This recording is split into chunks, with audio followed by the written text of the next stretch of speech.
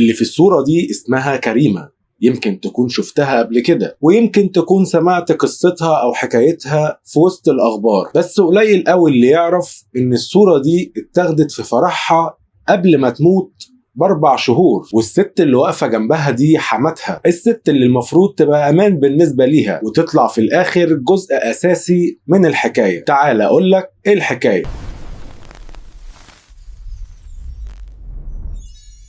كريمة بنت صغيرة في السن، لكن قصتها تقيلة قوي، تقيلة لدرجة ان انت وانت بتسمعها تحس ان النهاية كانت مكتوبة من بدري. الجريمة اللي بحكيها لكم حصلت سنة 2025، يا دوبك تقريبا من 5 شهور في قرية صغيرة جوه المنوفية. وعلشان نفهم ايه سبب الجريمة دي لازم نرجع بالزمن لورا شوية. كريمة وهي عندها 15 سنة كانت بنت جميلة جدا طالعة من بيت محترم، والدها شغال نجار، راجل بسيط وطيب، راجل بيجري على أكل عيشه علشان يعيش عياله في مستوى كويس، وأمها ست غلبانة ربت بنتها على الاحترام وعلى إن الجواز ستر مش ظلم، وعرفتها إزاي تحافظ على بيتها بإنها لازم تسمع كلام جوزها مهما كانت رغبته ايه. ومن بدري قوي كريمة نزلت تشتغل، واشتغلت في مصنع من وهي عندها 15 سنة في تعبئة الخضار. وكريمة هنا اشتغلت مش علشان هي مجبرة، دي نزلت تشتغل علشان تساعد والدها في مصاريف البيت وظروف المعيشة. 5 سنين كاملة كانت كريمة واقفة في ظهر عيلتها بسبب شغلها، وكمان بتشارك في مصاريف البيت وعايشة زي الراجل بالظبط. وكريمة كان عندها واحدة قريبتها متجوزة وساكنة في قرية تانية، وكانت بتروح تزورها من وقت للتاني. وفي يوم كان كله سوء حظ بالنسبة لكريمة، كان في شاب اسمه أيمن واقف في الشارع، شاف كريمة وهي داخلة عند قريبتها، على طول لاحظ إنها مش من قريته، لأن 90% من أهل القرى بيكونوا عارفين بعضيهم. سأل عنها وعرف قصتها، وطلب من قريبتها إنها تحدد ميعاد مع أهل كريمة علشان يروح يخطبها. ومن أول لحظة كان واضح جدا عليه إنه هو عايز يرتبط بواحدة من بره قريته، واحدة ما حدش يعرف عنها حاجة ولا يعرفوا أهلها كويس. وهنا أيمن قدم نفسه باسم جمال، وعرفهم إن اسم الشهرة بأيمن، وقال إنه من عيلة كويسة وعندهم بيت ملك وبيشتغل تباع على عربيات النقل التقيل. أمه ست طيبة مكسورة الجناح بسبب إن ابنها الكبير اتوفى، وكل همها في الدنيا انها تطمن على ابنها الصغير. وامه وهي قاعده مع اهل كريمه اكدت ان ايمن ما بيشربش ولا سجاير ولا مخدرات، شاب محترم ودخله معقول. وكل الكلام ده لما وصل لاهل كريمه اطمنوا وفرح، وكريمه بنفسها ارتاحت وفرحت جدا بسبب ان هو ولا بيشرب سجاير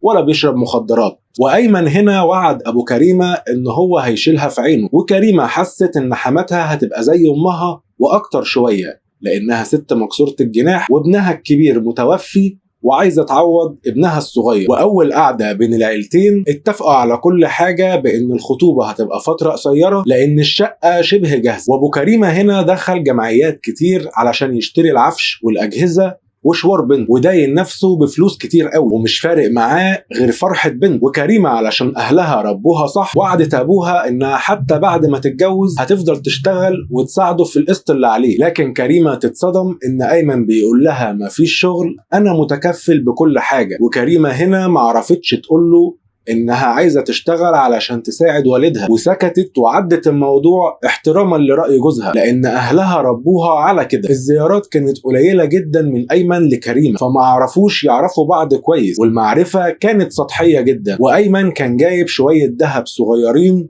في فترة الخطوبة، وقبل الجواز على طول طلب من كريمة شوية الذهب اللي هو جابه. وكريمة استغربت وقالت له ليه؟ قال لها أنا محتاج فلوس كتير الفترة دي علشان أطلع رخصة درجة أولى وابقى سواق مش تباع علشان احسن دخلي ومستوانا يبقى احسن من كده. وكريمه وافقت بسرعه لانها مستحيل تقف قصاد مصلحه جوزها، وسلمت له الذهب. وايمن وعدها انه هيعوضها بعد الجواز. ويوم الفرح جه، ولو ركزت في الصور كلها بتاعت الفرح هتلاقي ان كريمه عماله تضحك ابتسامه حلوه جدا، الا صوره واحده كانت واقفه جنب حماتها، نظراتهم هما الاتنين كانهم عارفين كل اللي جاي. وبعد الفرح على طول أهل كريمة رجعوا على قريته، وكريمة طلعت على بيت جوزها. والمفاجأة اللي فاجأتنا كلنا ما فاجأتش بس كريمة، حماتها كانت موجودة جوه الشقة وفضلت قاعدة معاهم لحد الساعة 5 الفجر. ومن أول يوم كريمة فهمت جدا إن أم أيمن هي الأمر الناهي في البيت ده، وإن ابنها مجرد شخشيخ. وأول يوم عدى وكريمة دخلت تنام، وتتفاجئ بتاني يوم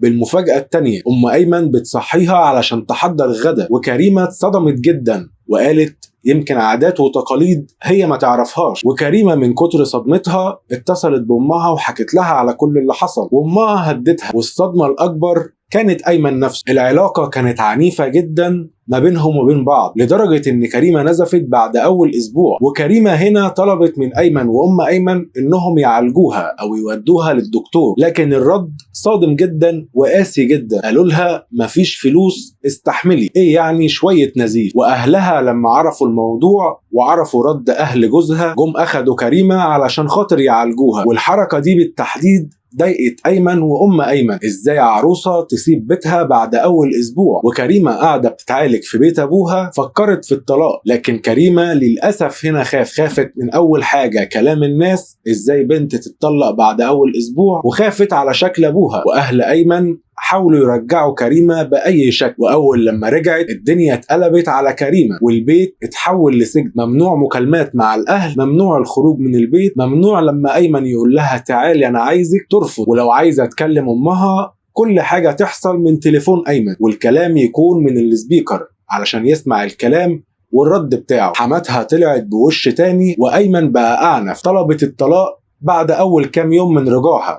أيمن قالت لها ابني ما بيطلقش، لو عايزة تتطلقي من حقك تطلبي الطلاق، بس تتنازلي عن كل حاجة. وبعد كام يوم كريمة تكتشف إنها حامل، وكريمة كلمت أهلها وعرفتهم بانها حامل، بس انها كانت بتفكر في الطلاق. اهلها يصبروها ويقولوا لها كل حاجه هتتغير بعد الولاده. واول لما راحت للدكتور قال لها راحه تامه ومفيش اي علاقه جنسيه لاول فتره علشان الحمل يستقر. لكن ايمن اول لما عرفت قالت له ازاي بنت تبقى حامل وتعبانه، خليها تمسح السلالم وتنظف البيت وتسيق السجاد. كريمه تعبت اكتر، واقرب واحده في الفتره دي لكريمه كانت بنت خالتها، ولان بنت خالتها سنها اقرب لكريمه فكريمه كانت بتحكي لها حاجات ما ينفعش تحكيها لاهلها. كانت بتحكي لها عن كل المشاكل اللي تحصل ما بينهم، وان ايمن بيضربها وهددها في مره وقال لها انه هيرميها من البلكونه ويقول للناس في الاخر انها انتحر. ولما ايمن عرف الكلام اللي بيحصل بينها وبين خالتها قطع الاتصال معاها كمان، وقال لها لو عايزه تكلميها كلميها من عندي. وبعد فتره راحت كريمه زياره لاهلها، وكانت اثار الضرب واضحه جدا على جسمها، وابوها اتضايق جدا وقال لها اقعدي معايا واطلبي الطلاق. وكريمه هنا قالت له انا حامل للاسف لازم استحمل، وان شاء الله الدنيا تبقى احسن بعد ما اولد. وكريمه رجعت بعد كام يوم، وايمن رجع بدري في اليوم اللي رجعت فيه كريمه، وكالعاده اتخانقوا تاني، والمره دي صريخها كان جايب لحد اخر الشارع، لدرجه ان الجيران كلهم كانوا واقفين بيسمعوها، وامه ولا اتدخلت. وفي لحظه صوت الصريخ انتهى، وايمن نزل يجري على امه ويقول لها كريمه وقعت وانا بضربها. وايمن يطلعوا بسرعه يلفوها في ملايه وينزلوا بيها علشان يركبوها التوك توك. محدش عارف كانوا رايحين فين ولا خطتهم ايه بالنسبه ليها، وهم بيدخلوها التوك توك وقعت من الملايه، والجيران كلهم اتلموا عليها. وايمن شالها بسرعه ودخل بيها على شقه امه. ايمن قفلت الباب وقالت لهم محدش يتدخل، ده راجل ومراته بيتخانقوا. وواحده من الجيران كلمت دكتور في القريه عندهم علشان يجي يكشف على كريمة ويطمن أهل القرية عليها. وأول لما أيمن دخلت هي وأيمن حموا كريمة وغيروا لها هدومها وغسلوا جسمها من الدم. والدكتور أول لما وصل لقى آثار كدمات وجروح على جسم كريمة، وقال في سره دي شبهة جنائية، وطلع يمشي. وأول لما مشى كلم الشرطة وقال لهم في حالة وفاة وشبهة جنائية. ورجال الشرطة أول لما جم قبضوا على أيمن ونقلوا الجثمان للطب الشرعي، والطب الشرعي قال كلمته ضرب مبرح سبب هبوط حاد في الدورة الدموية وأدت إلى الوفاة. كانت حامل في بداية الشهر الثالث. وكريمة الله يرحمها ما ماتتش فجأة، دي كانت بتتقتل كل يوم واحدة واحدة. والسؤال الحقيقي هنا ليه أيمن اتجوزها وكان عايز ايه بالظبط؟ انا من رأيي شايف ان هو اتجوزها لغرض واحد بس، وهي العلاقة الجنسية. ودي ما كانتش جوازة، دي كانت سيطرة وعنف وشهوة اتغطى باسم الجواز. يا ريت ندعي الكريمة بالرحمة، وان شاء الله ايمن ياخد اعدام. والمفروض من وجهة نظري ان الست ايمن مكسورة الجناح تاخد جزائها لانها قص كل ده. وبكده وصلنا لنهاية حلقتنا. لو عجبك الفيديو يا ريت تعمل اشتراك للقناة ولايك للفيديو. اشوفكم في الحلقة الجاية.